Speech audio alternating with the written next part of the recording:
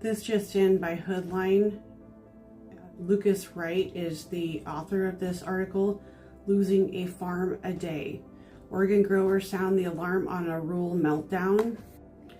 Oregon's farm economy is under intense strain with many operations running in the red, and owners are quietly weighing whether to sell. From steep input bills to a tougher labor market and shifting regulatory landscape, producers described a financial squeeze that is reshaping small town life and upending long-planned farm succession. I feel very passionate about this, coming from a small rural town that relied on farming and ranching. And what we were seeing 10 years ago is that the farms were being bought up by rec ranches.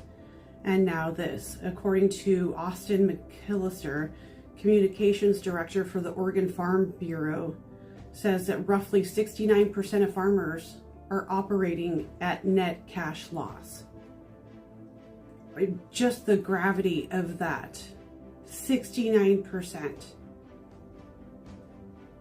69% of our local farmers. You all want farm to table, that's a great sustainable idea, but where's it going to come from? People cannot sustain this. McAllister pointed to the rising input of labor costs, along with what he called poorly thought out policy, as the main drivers of the crisis. Around the show floor, speakers and vendors pitched strategies meant to help producers survive these pressures, from cost-cutting ideas to new revenue streams. Our farmers should not have to do this. And hear me, legislators, when I say they should not have to do this. We were already having a drought issue, and you are compressing the real issues with policy.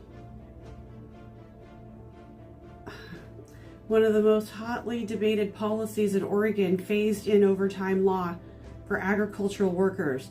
The measure requires overtime pay after 55 hours in the first phase, 48 hours during 2025-26, and after 40 years starting in 2027. This is according to the Legislative Information System.